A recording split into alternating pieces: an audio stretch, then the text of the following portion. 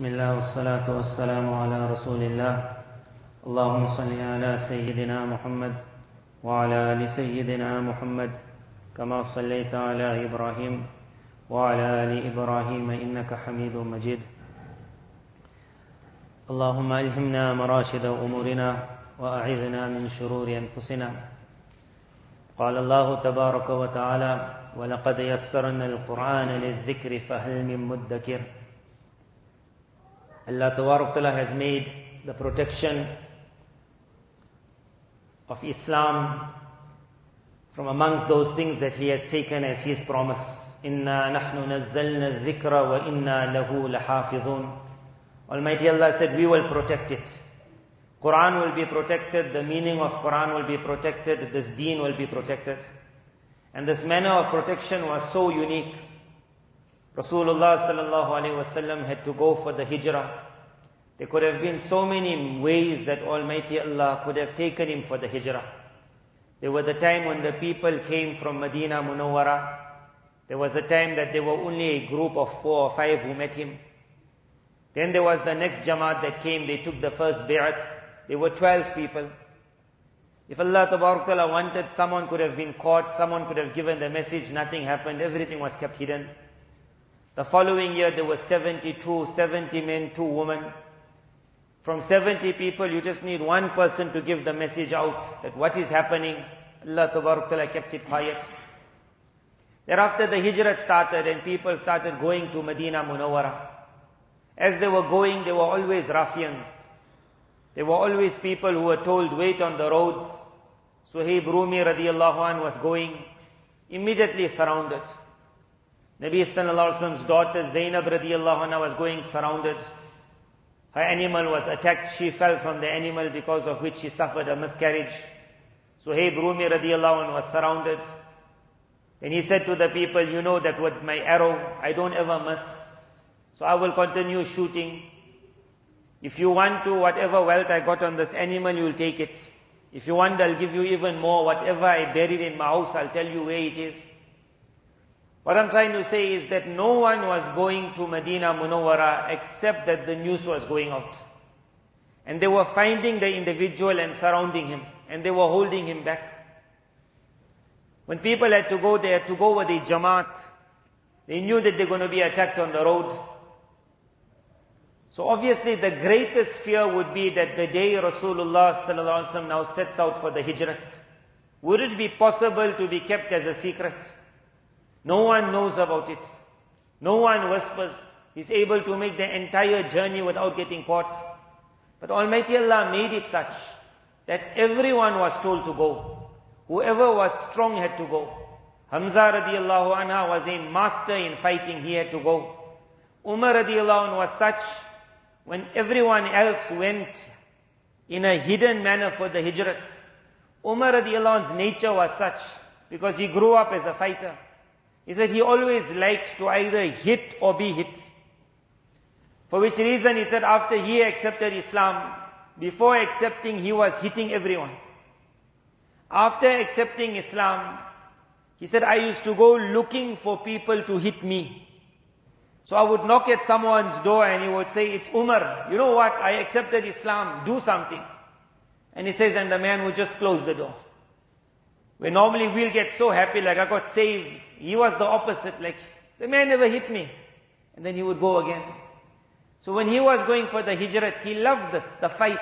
You get some people like that. They just, whether they're on right or they're wrong, as long as they get involved in the fight, he was a man like that. Going for the Hijrat, he went in front of all of them. He said, Umar is going for the Hijrat. I will be at this point at this time.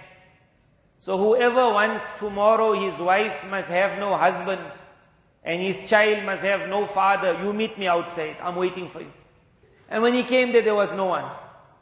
So he was the man, no one was ready to. If Allah wanted, Umar radiallahu anhu would have been told, you stay back. But he was told, you also go. Now it was Rasulullah sallallahu alaihi wasallam.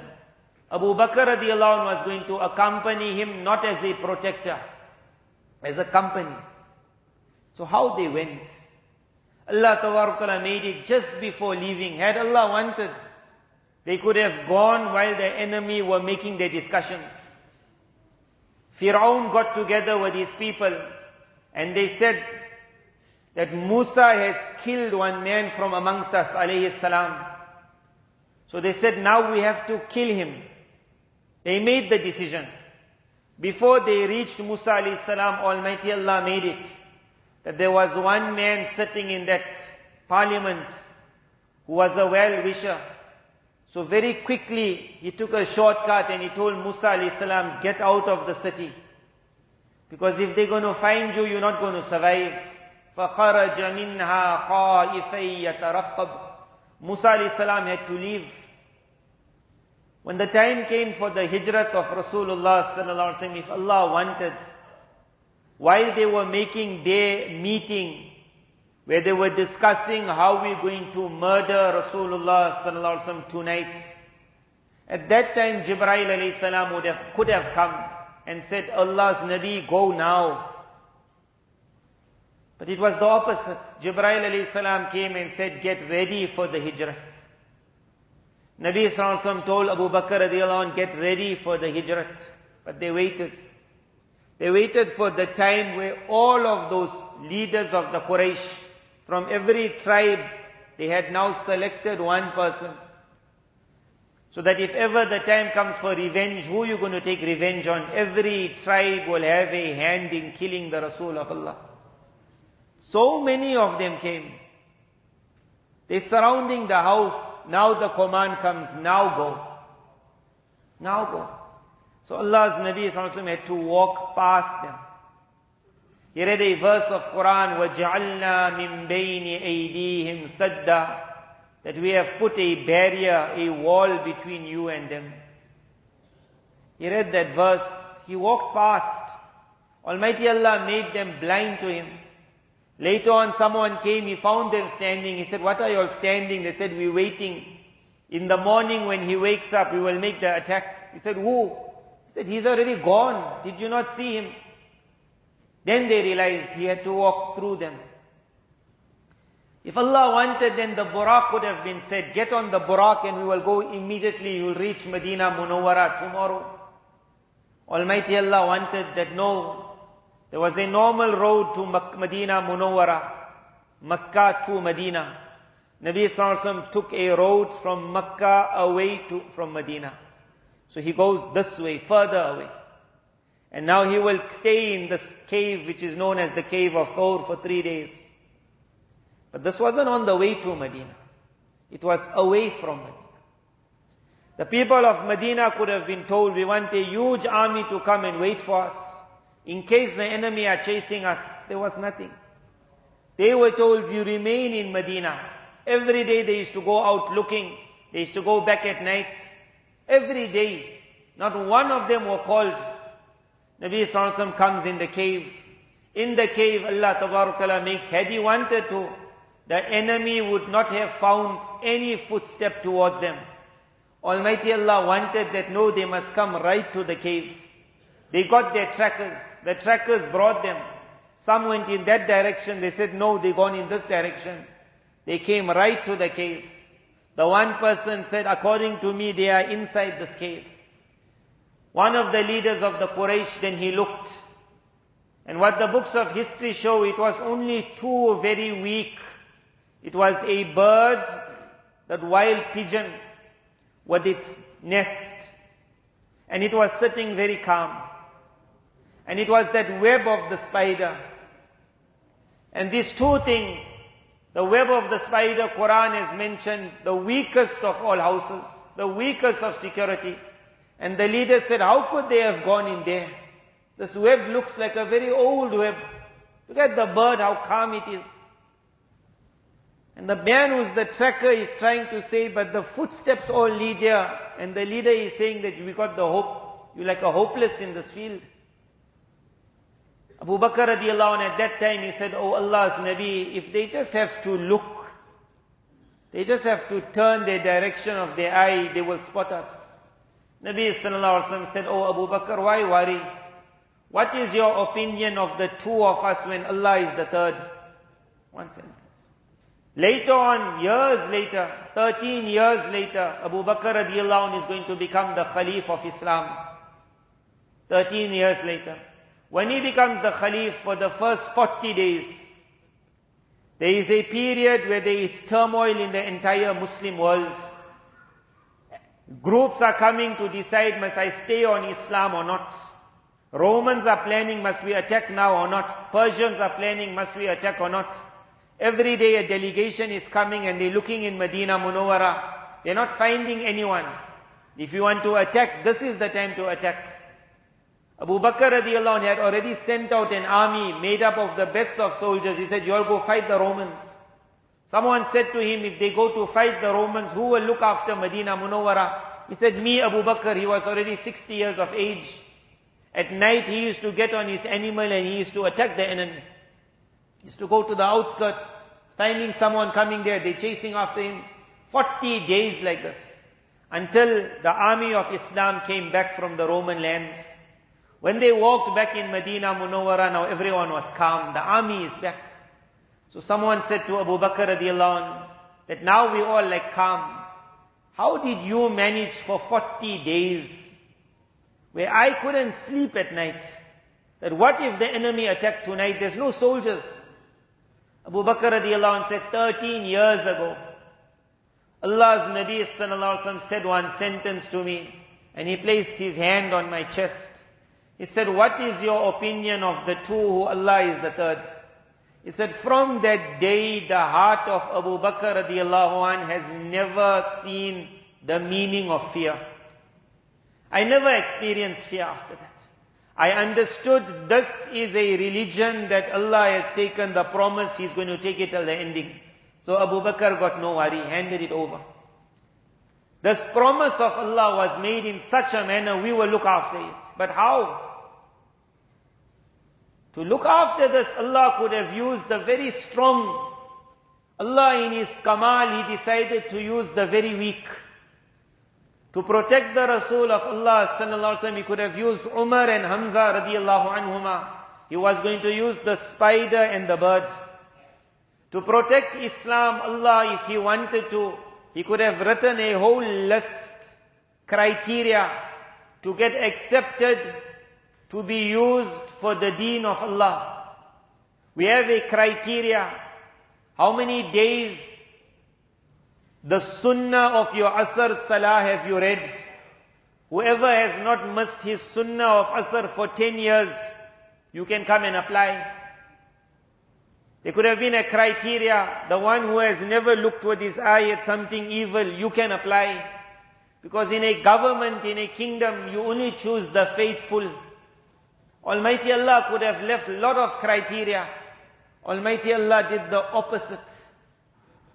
Almighty Allah said, we will choose who will protect our deen. And when we found who Allah chose, we found it was the weakest of this ummah. The one who you will not put 200 rand in his hand, except you tell him that make sure you don't lose the money.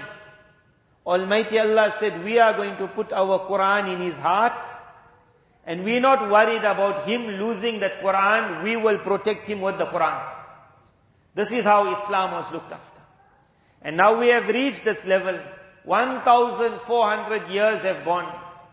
The enemy made so much of effort for the last 1,400 years, somehow or other, to attack Islam from all sides. But the hardest person to attack, it is seen to be that small child running around. When you want to shoot your weapon, you shoot up. You don't ever shoot the child. When they had a seminar one time, and they said to destroy Islam, you destroy the Qur'an. They passed a command. The British government passed it in India at the time when they said there will be no Islam left in India. They said as long as Qur'an is there, there will be Islam. He said destroy Qur'an. They burnt copies and copies and copies of Qur'an. Thereafter they had the next meeting. In the next meeting, one person brought one young boy. And he said to the boy, read. And the boy read. And then he sent the boy away, and then he said to them that Qur'an that we burnt is in the hearts of these boys. Are we going to manage to go around the world and kill all of these children? It's still easy to kill the 35-year-old, 40, you will say war. You'll enter into the house and you will say accused of terrorism. Kill him. But have you ever seen those jails which can go and grab that 4-year-old, 5-year-old and say you're accused of a crime? That handcuffs won't fit on the child's hands. One thing they couldn't do is they could not arrest the small child. They could go for the father and the grandfather. When Turkey, the law was no one will teach Qur'an. There were those teachers who were found teaching at 1 o'clock, 2 o'clock in the morning. When they were found, they were executed. But who was going to execute the 6-year-old boy who was learning by him? They killed the teacher, the boy found another teacher. After 100 years, you got 100 ulama. When Allah took the protection of deen, He took it on these young children. So much we reached.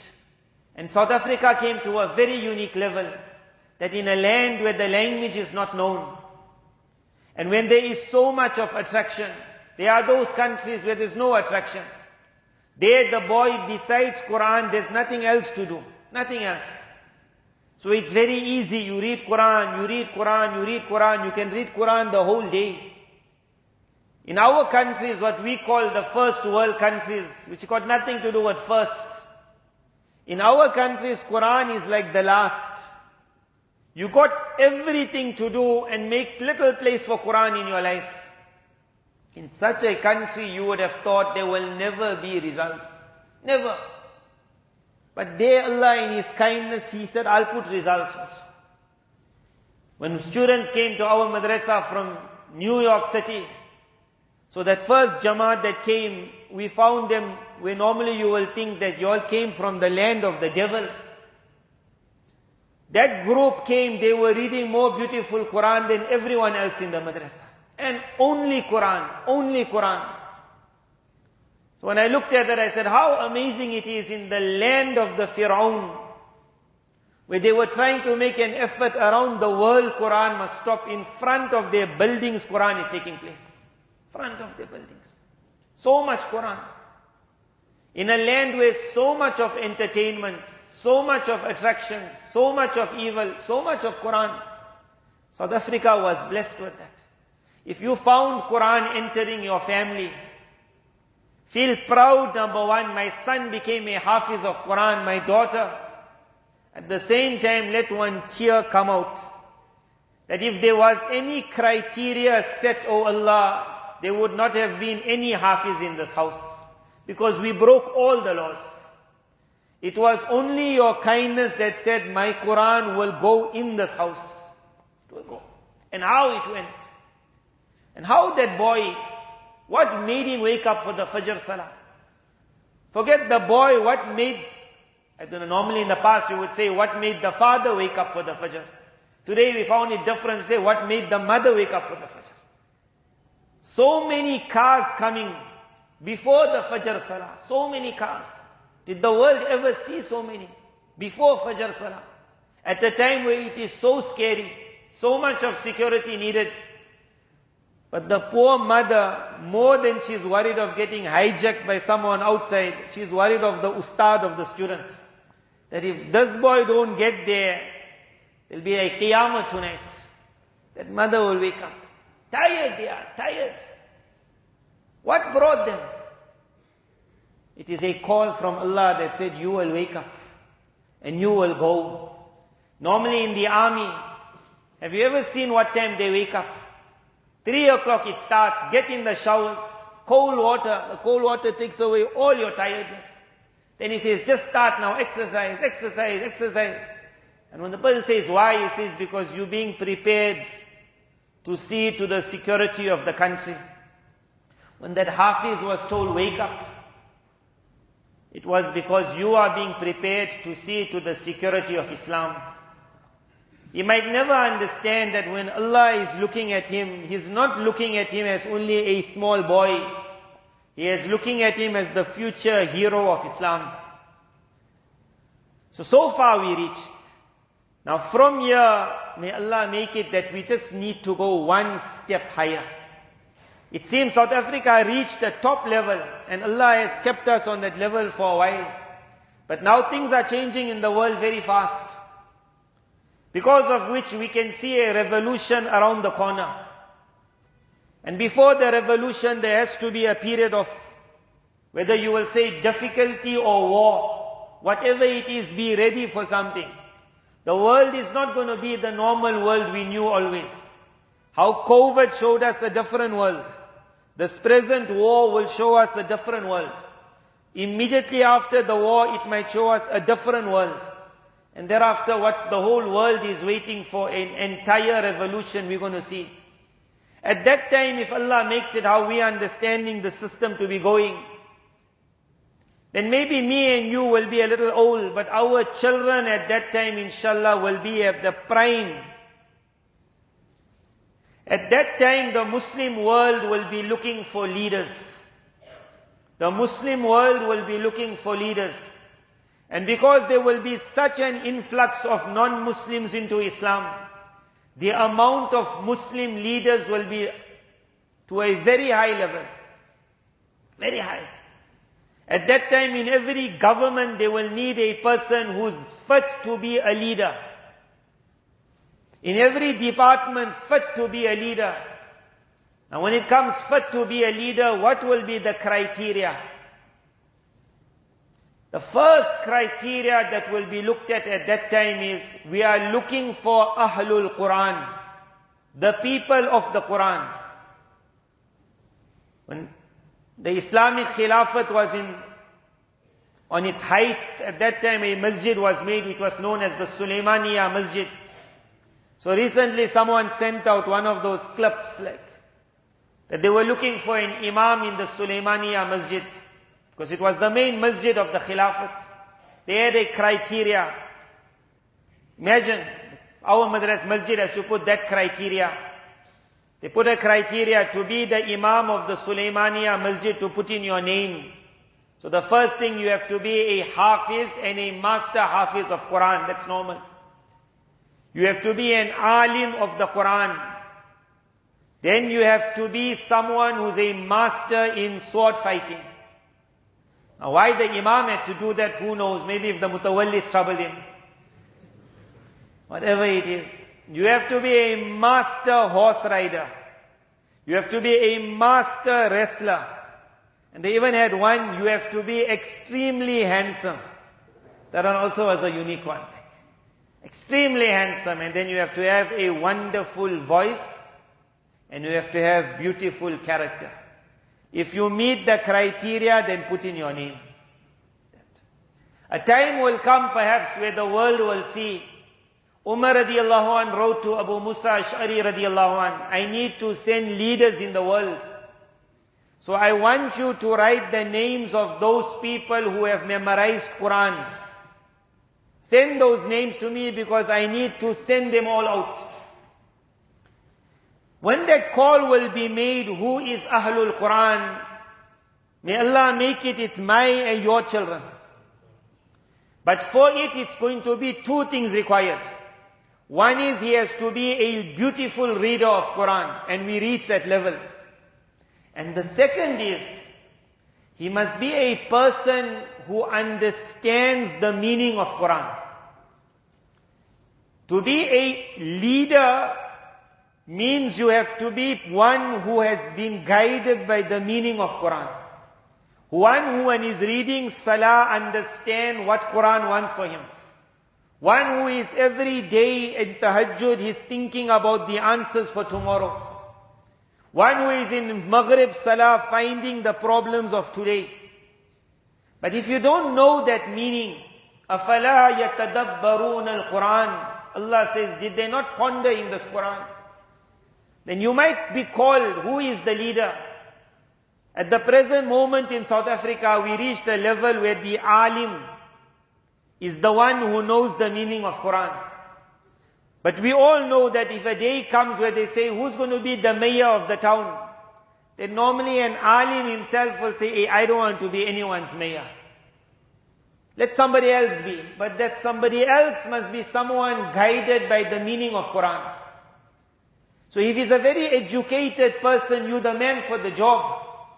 Problem is, if your guidance was not Qur'an, you can't sit on the job. South Africa, by the fadl of Allah, Allah has inspired so many people in South Africa now to be putting up a lot of things. And it is not always the alim who's in the front line. It is the people of education. It is the people of business. It is the people who have been given a financial hand. If that person, however, is not guided by Qur'an, then he will not know whether I must put my hand this way or that way. He got the hand, but he doesn't know where to do it, how to do it. May Allah make that now the thing must change. That tomorrow's educated man must say, my guidance comes from my tahajjud and my awabin. But it can only happen if he knows that meaning. Now how do we come to that meaning? Is it something hard? Allah Ta'ala said, when He made a promise, we have sent Qur'an. And He sent it. So many jinnat, shayateen tried to stop in 23 years, it was not possible. Qur'an came down nicely. Then Allah said, and we protected it. The world saw the protection of Qur'an. Allah then promised, وَلَقَدْ يَسَّرْنَا الْقُرْآنَ لِلذِّكْرِ. Indeed, we have made this Qur'an very easy. لِلذِّكْرِ. First meaning of dhikr is to read. Ask a person, how hard is it to read Qur'an? But if you go to certain countries, even an Arab country, that man might speak Arabic, but he will tell you, but I can't read Qur'an. And you will say, but you know the language. And then you might see someone who doesn't know the language and is reading very beautiful Qur'an. And you will say, what's the difference between the two? The answer will be, that this boy or his father took one step front, that's all. Because he took that one step front, Allah opened the door. He said, we made it easy and you were able to read. And that tongue which was German or Portuguese or Chinese or English suddenly became a tongue like the Imam of the Haram. وَلَقَدْ يَسَّرْنَا الْقُرْآنَ لِلذِّكْرِ. First meaning, to be able to read, Allah said, I made it easy. But you have to be ready to take the step front. Those parents who took the step, there was that time in South Africa also where there were hardly any hafiz. And everyone thought, 3 years, 4 years, my son can't wake up, forget my son, I can't wake up for Fajr. Said, Moulana, if you teach after Asr, my son will come. Said, no, Fajr. At that time, if we wanted and we stayed back, there would not have been one hifz madrasa. But Allah gave himmat, and it was the promise of Allah, whoever took that step front, whoever took it, that boy started reading Qur'an, he started memorizing Qur'an. Lidhikri, second meaning, to remember. That 30 juz of Qur'an, even someone who knows the meaning, he knows when Ramadan comes, Taraweeh comes, then he also starts before, 1 month before, starts thinking, how is my Qur'an? How is my Qur'an? His wife starts taking out samosas. He says, you know, I don't ever eat samosas. Because after Maghrib, he's thinking about Taraweeh. Taraweeh. But when he stands there, he says, Allahu Akbar. How he just comes. And he's just reading at the end of Ramadan. It's like so like. Allah says, we took the promise, we will make it easy to remember. Ask that boy, how is it that you're remembering? Say, Allah took the promise. Second meaning, dhikr. First one to recite, we all reciting. It was one step we took and everyone started reading. The one who never took the step, he's not reading until today. Second one, memorizing. Whoever took the step front, the father said, first hafiz of my Quran in my house. Another one said, everyone hafiz in my house. It was a step forward and Allah said, right, I'm opening it up for you. One step. Third meaning of dhikr is to understand the meaning of Quran. That is a step now which I ask all of you all to now make that step. You don't have to be a hafiz of Quran. You don't have to enroll in Darul Uloom Azadwal to learn the meaning of Quran. You don't have to be called Allama and the greatest Mufti. You just need to know basic meaning of what is my Allah saying to me. For that you just take one step front. And then you, like how we opened madrasas, and how we got a ustad and we told him, I'll give my son to you 3 years. Please give him Quran. Now just add, I will give my son to you, my daughter to you 4 years. Either you teach him Quran first 3 years and then the 4th year teaching the meaning.